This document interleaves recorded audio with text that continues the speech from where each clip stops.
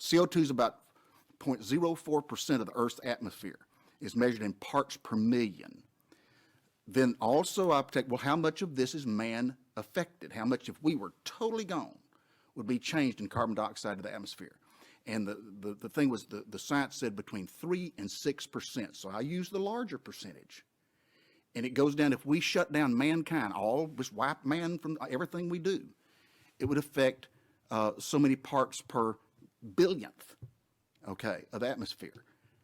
And the long story of that, folks, is it would make no difference if man was gone, if we shut down everything as far as carbon dioxide of the atmosphere. Now, correct me if I'm wrong. That's flat on the internet.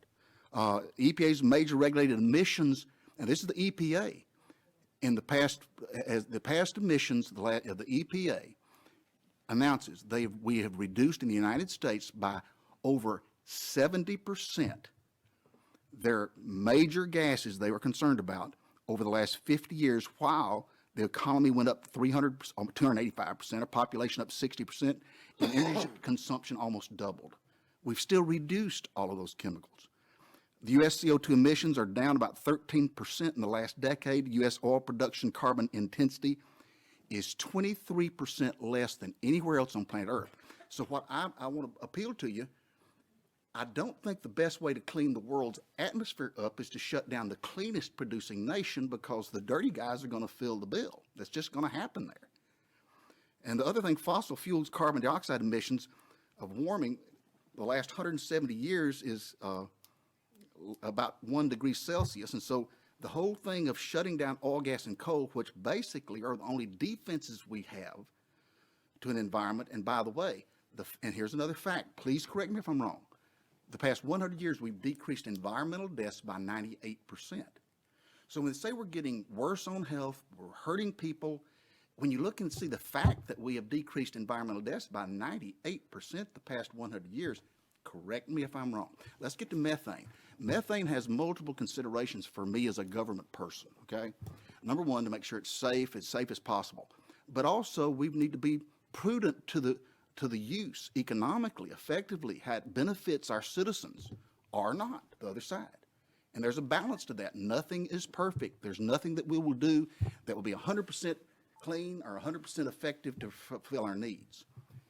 Methane's about whereas carbon dioxide was 0.04%, methane in the atmosphere is 0.00017%. It's measured in parts per billionth. The two largest gases are oxygen, 21%, nitrogen, 78%.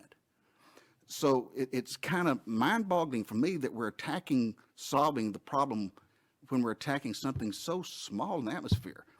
Methane intensity has dropped by 85% in the last decade, while it's also down 66% in the country. It's 85% down in Texas, 66% down in the country. And I was directly involved when we attacked the flaring problem in Texas, which is significant. It was at that time, prior to COVID, about 2.4% in 2019, okay? Boom, that was what we're looking at. We, as a commission, instituted a committee of the industry and associations to attack that problem, and currently, flaring in Texas is down to less than 1%. That means 99% of natural gas is being produced in Texas without pollution to the environment. And independent producers develop 91% of the nation's oil and gas wells, 83% of oil and gas. Here's the problem on the methane. Let's go to the economy, what it would do to us for the EPA to adopt this. 80% of oil and gas is produced not by the big major internationals that everybody thinks of when you drive up the service stations. 80% of oil and gas is produced by independent producers. Many of them are the smaller guys. And so what looks at, if we do this, these independent small guys all across the state are not going to be able to continue existing. Also, some of these small wells that we're concerned about, thousands of them will be closed. In fact, we will have to close over 10,000 wells. Understand, that's 74% of U.S. marginal wells, 70% of Texas wells. They'll have to be closed. That's taxes to your local school districts, royalty checks to thousands, if not millions, of Texans all across this state. And understand, in Texas, oil and gas taxes pay for all the rainy day emergency fund, all of it, 100% of it. Higher education fund, the public education fund, all of these comes from oil and gas royalties, and it's our responsibility to make sure that Texas still is Texas. You could have virtually, we wouldn't have the economy we have were it not for oil and gas being produced.